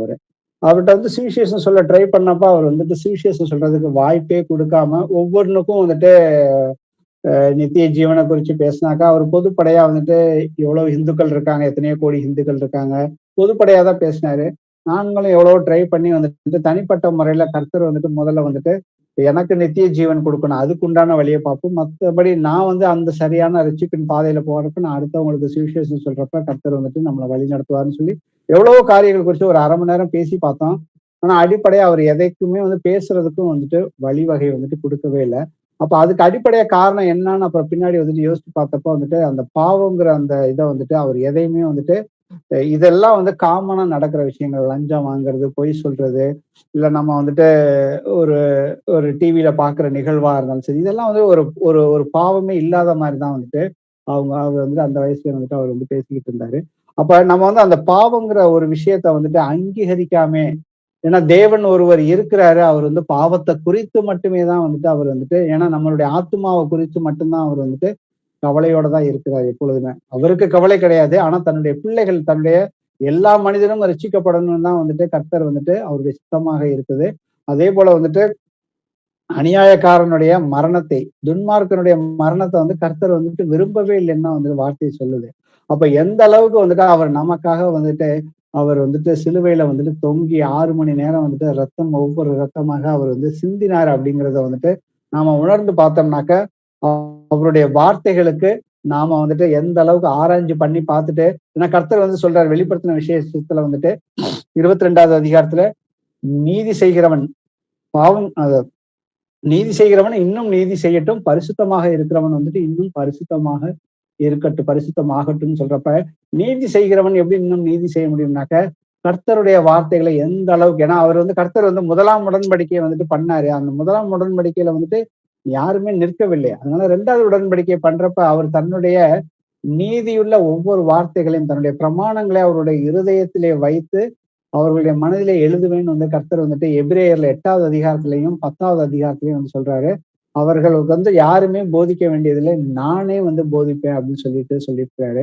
அப்ப கர்த்தர் வந்துட்டு எனக்குள்ள வந்துட்டு இருக்கிறார். ஏன்னா என்னைக்கு எப்போ வந்து இருக்கிறாருன்னா, நான் ஒரு பாவின்னு சொல்லி அதான் முதல்ல வந்து பாவத்தை எந்த ஒரு பாவமா இருந்தாலும் வந்து அங்கீகரிக்கிறதுக்கு நாம வந்து சிறுபிள்ளை போல வந்துட்டு மனம் மாறுவதற்கு, இதெல்லாம் பாவம் தான் ஏசப்பா, உங்களுடைய வார்த்தைக்கு எதிராக நான் வந்துட்டு நான் இருதயத்துல நான் சிந்திச்சிருக்கிறேன் ஆண்டவரேன்னு சொல்லிட்டு நம்ம வந்துட்டு அதை ஒத்துக்கொள்றப்ப வந்துட்டு கர்த்தர் வந்துட்டு அதுக்கப்புறம் வந்துட்டு நம்மளை வழி நடத்துறதுக்கு அவர் என்றைக்குமே வந்துட்டு அவருடைய வார்த்தையின்படி உண்மையும் உத்தமமாக இருக்கிறார். ஏன்னா அவர் வந்து நல்லவர், கர்த்தவர் நல்லவர், அவர் இரக்கமுள்ளவர், சாந்தம் உள்ளவர், அதே போல வந்துட்டு நீதி உள்ளவர், நீதி உள்ள நியாயாதிபதி. ஏன்னா இன்னைக்கு வந்து நமக்கு நேரம் இல்லை, இன்னொரு சந்தர்ப்பத்துல வந்து கர்த்தர் வந்துட்டு எப்படி எல்லாம் வந்துட்டு நியாயம் தீர்க்கிறார். இன்னும் நீதி உள்ள தேவன் வந்துட்டு கண்டிப்பா வந்துட்டு அவர் வந்துட்டு நியாயம் தீர்க்கிறவராக தான் இருப்பாரு. என்னென்ன காரியங்களை வந்துட்டு கர்த்தர் வந்துட்டு நியாயம் தீர்க்கிறார், எப்படி நியாயம் தீர்க்கிறார், அந்த நியாய தீர்ப்பிலே வந்துட்டு யாரெல்லாம் அவர் வந்து நியாயம் தீர்க்கிறார், அந்த நியாய தீர்ப்புல வந்துட்டு என்னென்ன வகைகள் இருக்குது அப்படிங்கிறத வந்துட்டு அடுத்த ஒரு பைபிள் ஸ்டடியில வந்துட்டு நம்ம பார்ப்போம். Praise Lord brothers and sisters. இயேசுவே ஆண்டவரே, அப்பா தகப்பனே, உம்மை போற்றுகிறோம், உம்மை வாழ்த்துகிறோம், உம்மை ஆராதிக்கின்றோம், உமக்கு மகிமை செலுத்துகிறோம். நீர் பரிசுத்தர் பரிசுத்தர் என்றென்றுமே பரிசுத்தராக இருக்கிறீங்கப்பா. எங்களை உம்முடைய பரிசுத்தத்திற்கு நீங்க தெரிந்து கொண்டு பாவிகளாக இருந்த எங்கள் மேல் நீர் இரக்கம் வைத்து, நாங்கள் வந்து எதற்குமே தகுதி இல்லாதவர்களாக இருந்தோம் அப்பா உங்களுடைய வார்த்தையின்படி. ஆனா வந்து நீங்க வந்து எங்களை வந்து தகுதி உள்ளவர்களாக ஆக்குவதற்காகவே அப்பா தகப்பனே எங்களுக்காக நீர் வந்து ரத்தம் சிந்தி, உங்களுடைய ரத்தத்தினாலே நாங்கள் வந்துட்டு எங்களுடைய பாவங்களுக்கு வந்து முழு மன்னிப்பை நாங்கள் வந்து பெறுகிறோம் அப்பா. அப்பா தகப்பனே, உங்களுடைய மரணத்தையும் உங்களுடைய உயிர்த்தலையும் விசுவாசிக்கிற ஒவ்வொருத்தருக்குள்ளாக நீர் பரிசுத்தாவியாக வந்து நீங்க வந்துட்டு கடைசி முடியும் பரியந்தம் வந்து நீங்க வந்துட்டு எங்கள் எல்லோரையுமே வழிநடத்தி வருவதற்காக நாங்கள் உங்களுக்கு நன்றி செலுத்துகிறேனப்பா. இயேசுவே ஜீவன் உள்ளவரே, இதோ இங்க வந்திருக்கிற ஒவ்வொருவரையுமே கர்த்தராகிய அவர்களையும் அவர் குடும்பத்தாரையும் எல்லோருமே கர்த்தராகிய இயேசு கிறிஸ்துவின் நாமத்தினாலே அவர்களை ஆசீர்வதிக்கிறேன். இயேசுவே நீர் ஜீவன் உள்ளவர், நீர் நீதி உள்ளவர், உம்முடைய கற்பனைகள் எல்லாமே வந்துட்டு நீதி உள்ளவைகள் என்பதை எங்களுக்கு இவ்வளவு நேரம் வந்து உங்களுடைய வசனங்கள்ல வந்து நீங்க காண்பித்து கொடுத்தீங்கப்பா. அந்த வசனங்கள் வழியாக தான் நாங்க வந்துட்டு ஒவ்வொருவருமே இயேசு கிறிஸ்து ஒவ்வொருவருமே ஒரு ஜலத்தினாலும் ஆவியினாலும் பிறவாவிட்டாலும் சொல்லியிருக்கீங்கப்பா. நாங்க வந்து ஜலத்துல பிறக்கிறது என்னங்கிறது தெரியும், ஆவியில பிறக்கிறது வந்துட்டு உங்களுடைய வசனத்தினாலே நாங்கள் வந்து மறுபடியும் வந்துட்டு ஜெனிப்பிக்கப்பட்டோம்னு சொல்லியிருக்கீங்கப்பா. ஏசப்பா, நாங்கள் வந்துட்டு எந்த அளவுக்கு நாங்க வந்து பரிசுத்தமாக இருக்கணும் அப்படிங்கிறத வந்துட்டு அப்பா இன்றைக்கு நாங்கள் இந்த உலகத்துல நடக்கக்கூடிய யுத்தங்கள் எல்லாமே வந்துட்டு ஏற்கனவே உங்களுடைய வார்த்தைகள்ல உங்களுடைய தீர்க்கதரிசிகள் மூலியமாக எங்களுக்கு நீங்க வெளிப்படுத்தினீங்கப்பா. அதை வந்து இன்னைக்கு சகோதரர் மூலியமாக அதற்குரிய துல்லியமான ஒரு விளக்கத்தையும் கொடுத்து நாங்கள் வந்துட்டு இனி நடக்க போற காரியங்களிலிருந்து நாங்கள் பயம் இல்லாமல் எப்படி நடக்கணும் அப்படிங்கிறதுக்காக நீங்க வந்துட்டு முன்குறிச்சே வந்துட்டு முன்னாடியே எங்களுக்கு வந்து சொல்லி கொடுத்து கடந்த 4 வருடங்களாக நீங்க வந்து எங்களை வந்து வழிநடத்திட்டு வரீங்கப்பா. அதே போல இந்த வீட்டு சபைகளுக்காக நாங்கள் ஜெபிக்கிறோமாப்பா. இந்த வீட்டு சபைகள்ல வந்துட்டு இன்னும் வந்துட்டு ஒவ்வொருத்தரும் சுவிசேஷம், ஏன்னா கர்த்தருடைய வருகை எப்படி இருக்குது, அந்த யுத்தங்கள் எப்படி போயிட்டு இருக்கு, அந்த எல்லாம் தெரிந்து கொண்டு அப்பா எல்லோருமே போய் கர்த்தருக்குரிய அந்த ஊழியத்துல வந்துட்டு முதலிடம் கொடுத்து அப்பா எல்லோருமே சுவிசேஷத்தை சொல்லி அநேக ஆத்துமாக்களை ஆதாயப்படுத்தி கொள்வதற்கு அப்பா நீர் ஒவ்வொருத்தருக்கும் வசனத்துக்குரிய அறிவையும் ஞானத்தையும் தந்து ஒவ்வொருத்தரையும் வழி நடத்தி அப்பா பிசாசானவன் எங்களுக்கு எதிராக எந்த நேரத்திலும் வந்துட்டு விசுவாசத்திலிருந்து வழி விலகி போறக்கூடிய மாம்சமான காரியங்களை காண்பித்து கொடுக்குறானப்பா. அப்பா அதை எல்லாவற்றையும் நாங்க மேற்கொள்வதற்கு எங்களுடைய பலத்தினாலே முடியாதப்பா. ஆனா வந்துட்டு உம்முடைய பலத்தினாலே நாங்க வந்து உங்களுடைய வார்த்தையினாலே வந்துட்டு பிசாசானவன் எரிகிற எல்லா அக்னி ஆஸ்திரங்களையும் வந்துட்டு நாங்க வந்து உங்களுடைய வார்த்தையினால ஆவியின் பட்டயத்தினாலே நாங்க வந்துட்டு எதிர்த்து நிற்கிறதுக்கு எங்கள் ஒவ்வொருவரையுமே இங்க உள்ள ஒவ்வொருவரையுமே இங்க திராணி உள்ளவர்களாக ஆக்கும்படியாக நாங்கள் ஜெபிக்கிறோமாப்பா.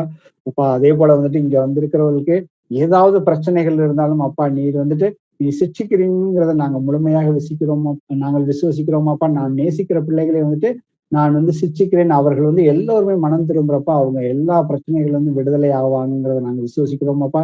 யாருக்காவது நோய்கள் இருந்தாலும் அப்பா தகப்பனே உம்முடைய தழும்புகளால நாங்கள் ஒவ்வொருவருமே வந்துட்டு சுகமடைகிறோம்.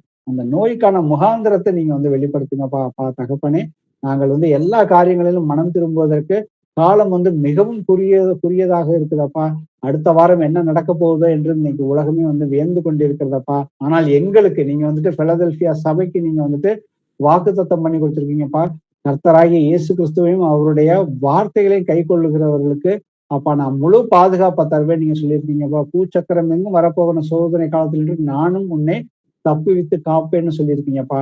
அதே போல வந்துட்டு நாங்க உங்களோட உடன்படிக்கை பண்ணப்ப வந்துட்டு நாங்க வந்துட்டு கர்த்தருக்காக எங்களை வந்து முழுமையாக ஒப்பு கொடுத்துருக்கோம்னு சொல்லியிருந்தீங்கப்பா. அதை நாங்க முழுமையாக புரிஞ்சு கொண்டு நாங்கள் வந்து எங்களுடைய காரியங்கள்ல ஆவிக்குரிய காரியங்கள்ல வந்துட்டு நாங்க வந்துட்டு எல்லா விதத்திலையும் வந்துட்டு பரிசுத்தமாக நடக்கிறதுக்கு நீங்கள் ஒவ்வொருவருக்கும் உதவி செய்யும்படியாக எங்கள் மீட்பரும் எங்கள் இரட்சகரும் ஆகிய இயேசு கிறிஸ்துவின் நாமத்தினாலே எங்களுடைய எல்லா ஜபங்களையும் ஏறெடுத்து கேட்கிறோம். ஜீவனுள்ள நல்ல பிதாவே, ஆமென். Praise Lord, brothers and sisters. Amen. Praise Lord. Praise Lord, brother. Praise Lord. Praise Lord, brother. Praise Lord, brother. Praise Lord, brother. Praise Lord, brother. Praise Lord, brothers. Praise Lord. Praise the Lord. Praise God, brother. Praise Lord, brother. Praise Lord.